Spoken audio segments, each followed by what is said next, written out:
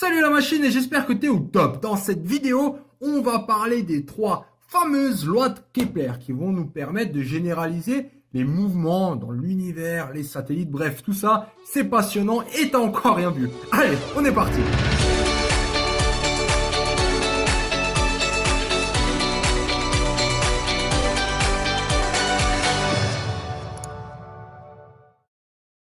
Les lois de Johannes Kepler. Alors, jusqu'à présent, on a vu, on t'a dit en tout cas, que le mouvement des satellites représente, donc sont circulaires.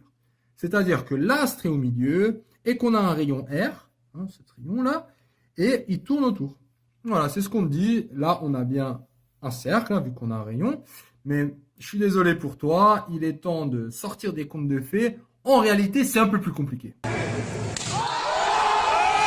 C'est bon, t'es réveillé? Regarde le cas général. Alors, le cas général, je te laisse quelques secondes pour l'appréhender. Donc, on voit cette fois-ci qu'on a l'astre qui est ici. Là, je considère le Soleil. L'astre, il est là, et ce qui est autour de lui, c'est une ellipse. C'est plus un cercle, mais c'est bien une ellipse. Alors, première chose, c'est qu'une ellipse, elle n'a pas un centre comme un cercle, mais elle a deux foyers. F, F'. Ça, c'est les deux foyers. Ensuite, qu'est-ce qui caractérise une ellipse? C'est son demi-grand axe. Ce n'est pas le rayon. Tu vois, là, c'est le rayon et le centre. Là, on a deux foyers et un demi-grand axe. Le demi-grand axe, c'est juste, si je trace, voilà, comme ça, donc on va du point P jusqu'au point A, donc les deux extrémités, qui ont d'ailleurs un nom, tu vas voir. Si je trace les deux extrémités et je prends la moitié, c'est bien le demi-grand cercle. Grand axe, pardon. Donc ça, c'est le grand axe. C'est le grand. Et le petit axe, c'est celui-là qui fait la même chose, perpendiculairement, c'est lui. Alors, juste, ça c'est un peu bizarre, c'est le tout, c'est le grand axe. Et là, du coup, ça c'est un demi-axe et ça c'est un demi-axe. Et on parle souvent du demi-axe, du demi-grand axe. C'est-à-dire qu'on prend la moitié du demi, donc c'est le demi-grand axe. Et si on parle du demi-petit axe, donc là, on a le petit axe, et si on prend la moitié du petit axe, ça va être B. Ça, c'est B, et ça, c'est 2B, donc ça, c'est A, ça, c'est 2A. Donc ça, c'est juste au niveau du langage, ne t'inquiète pas, avec les deux foyers. Une chose très importante aussi, c'est que le grand axe, en fait, il lie le point P au point A. Ces points, ils sont particuliers. Pourquoi?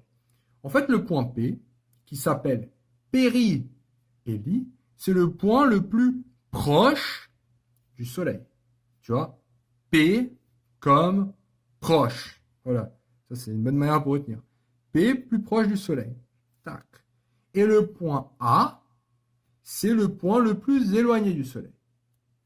Donc, à travers ces deux points passe justement le grand axe. Donc ça, c'est au niveau du vocabulaire à connaître. Que nous dit, donc ça c'est justement la première loi de Kepler, c'est qu'en fait on n'a pas un mouvement circulaire, mais on a une ellipse avec deux foyers dont le Soleil est l'un des deux foyers. Donc là, mot pour mot, ça donne ça. La trajectoire est une ellipse qui admet deux foyers, FF', un demi-grand axe A, c'est ce que je t'ai expliqué là, le demi, l'aphélie et la périhélie qui sont reliés par le grand axe. Donc le grand axe, c'est le tout là, ça c'est le grand axe. La moitié, et ça c'est le grand axe. Voilà pour la première loi de Kepler. C'est ce qu'on appelle la loi des orbites, parce que ça décrit bien une orbite. Passons à la deuxième loi. Deuxième loi, c'est la loi des airs. C'est une loi très très visuelle. Elle dit la chose suivante. Là, c'est mon Soleil. Si je prends, je me positionne n'importe où dans l'espace. Alors je dis, allez, on fait toi et moi. Toi, tu te mets ici. Et moi, je me mets là. Alors le truc, il tourne comment? Alors attends, laisse-moi voir. Le truc, il va tourner comme ça. Voilà. Petit rappel, ça s'appelle comment? P, proche, c'est le plus proche. Périhélie, aphélie. Voilà. Alors regarde, maintenant si le truc il tourne comme ça, et toi tu te mets ici, en T1, et moi je me mets ici. On choisit le même temps. Donc ça, on va dire que moi j'ai un chrono en main, donc le Soleil il a un chrono. Et il va dire, top les gars, Et là, on va se laisser aller à la vitesse, hein, donc il y a une certaine vitesse. On va se laisser aller, et d'un coup, il va dire stop. Moi, je me retrouve ici, et toi, tu te retrouves ici. Ce qui est intéressant, c'est que l'aire parcourue, que tu vois assurée ici, elle est la même. Que tu sois là et que tu parcours ce temps, ou que tu sois là, l'aire sera toujours la même. Même ici, ça marche aussi. Donc, à durée égale, ça c'est très important, les aires balayées sont les mêmes.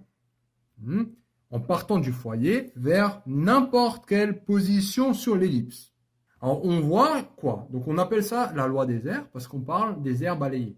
Mais cette loi, elle est très intéressante parce qu'elle nous permet d'en déduire quelque chose avec la vitesse. Si tu vois ça, à ton avis, est-ce que la vitesse, on peut dire qu'elle est constante, cette vitesse de déplacement? Est-ce qu'on se déplace tout le temps à la même vitesse? Regarde ça. Observe ça avec moi. Si je suis très proche du soleil, donc on va dire je fais ça. Je suis là et il y a un certain chrono qui tourne. Je n'ai pas dessiné la fin. En tout cas, si je me mets là et il y a le chrono qui tourne, je mets ça. Observe que cette aire-là, toute cette aire-là balayée, elle est quand même relativement grosse. Ouais, elle est grande cette aire. Et que pour avoir cette même aire ici, clairement, il va falloir que je parcours plus au niveau de l'axe, au niveau de l'orbite, là, il va falloir que j'aille plus loin. Parce que là, on va dire si je mesure 1 cm, et si je fais 1 cm ici, tu vois très bien que les aires ne sont pas les mêmes.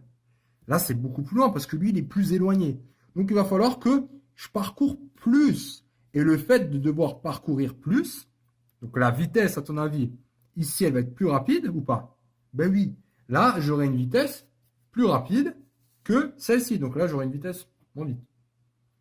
Parce qu'au niveau des aires, d'après la deuxième loi, elles doivent être les mêmes. Si je te fais un petit rappel, un petit parallèle, on va dire, par rapport à notre cercle, on avait dit avant que ça, c'était le mouvement. Donc, c'est un mouvement circulaire, mouvement circulaire uniforme. Donc, tu vois, uniforme, c'est-à-dire que la vitesse, elle est uniforme. Regarde, là, on observe que quand on est proche du soleil, on ne balaye pas beaucoup d'air, donc il va falloir aller plus vite. Par contre, quand on est loin, c'est chill. On peut y aller plus tranquillement. Donc, l'ellipse, c'est quand on est proche du soleil, il faut aller vite. Quand on est loin du soleil, il faut aller tout plus doucement. Par contre, donc ça, c'est la loi des airs. Par contre, au niveau du cercle, est-ce qu'on est proche ou on est loin du soleil? Non, on est tout le temps à équidistance. Tu vois, c'est tout le temps le rayon. C'est toujours la même distance. Du coup, c'est quoi? Est-ce que c'est plus rapide? C'est plus loin? Non, c'est constant. Donc, c'est bien la vidéo que j'ai faite sur les satellites géostationnaires que je te conseille de reprendre. Ça va être une magnifique introduction à ça. On passe à la troisième loi. Donc, on a vu loi des orbites, loi des airs. Et la plus connue peut-être, c'est la loi des périodes. Alors, elle n'est pas encore là, elle va venir, un peu de patience. Un petit rappel avant, la période, dans ce cas-là, on a vu, dans cette même vidéo que je viens de te dire, on a vu que la période est égale à T, qui est égale à 2pi R. Donc R, le rayon, donc avec ça, R, le rayon, sur G masse S. Donc là, S, c'est soleil, c'est l'astre.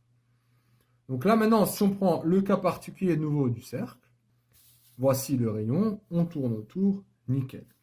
Observe la chose suivante dans ce cas particulier. Si je fais T carré divisé par R au cube, pourquoi on fait ça? Fais-le. On va le faire. Ça, c'est Kepler, on lui laisse faire son délire. Nous, on va juste essayer d'observer ça au niveau de notre premier résultat qu'on a réussi à déduire. Ça au carré, j'ai quoi? 2pi au carré fois tout ça au carré. Donc, ça me donne quoi? Donc, t au carré. Donc, ça au carré, ça me donne 4pi au carré. Et tout ça au carré, vu que j'ai la racine, je vais annuler. Du coup, il va me rester r au cube sur g m soleil. Et maintenant, t carré, j'ai dit quoi? Je le divise par r au cube.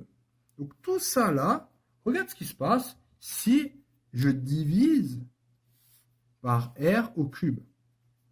Est-ce que tu vois ce qui se passe? Alors, diviser, c'est multiplier par l'inverse. Alors, j'ai 4pi carré r au cube sur g masse du soleil fois l'inverse. Diviser, c'est multiplier par l'inverse. L'inverse de ça, c'est 1 sur r au cube. Regarde, en fait, là, on a une simplification. Ce R au cube et ce R au cube se simplifie. Conclusion, il va te rester quoi? Il va te rester 4pi au carré sur G masse du Soleil. C'est ce que je dis là. Et je ne vais peut-être pas directement tilter, mais ce qui est incroyable là-dedans, vraiment incroyable, hein, je pèse mes mots, c'est que ça ne dépend pas de la planète. Que là, j'ai la période de rotation de Mars ou de la Terre, tout ça, on s'en fout. Regarde là ce qu'il y a. On parle de pi, bon, pi, ça dépend de personne. G, c'est la constante gravitationnelle, donc elle aussi, elle s'en fout. Et M, en fait, c'est la masse du Soleil, donc la masse de l'astre. Donc la généralisation de Kepler, c'est de dire que T carré, donc la période au carré, sur A au cube, avec A, le demi-grand axe de l'ellipse, est égal à une constante. Ok? Alors, est égal à une constante. Je vais te montrer en fait les conséquences si tu n'as toujours pas saisi à fond. Donc ça, c'est la formule généralisée avec une ellipse. On a vu que ça marche dans le cas particulier qu'on a fait dans l'autre vidéo. Donc, si on considère maintenant l'axe du Soleil, qu'est-ce qui tourne autour du Soleil? Ben, on a la Terre, on a Mars, bref, on a des comètes, on a tout ça. Donc, de manière générale, on aura toujours la période de la Terre sur le rayon au cube de la Terre qui va être égale à cette constante.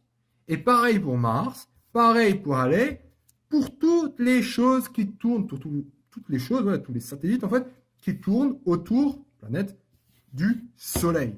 C'est indépendant. Donc ça, c'est très intéressant parce que là, si on a aussi quelques informations sur Mars, on peut en déduire une autre parce qu'on peut faire des mises en équation. Voici une, par exemple.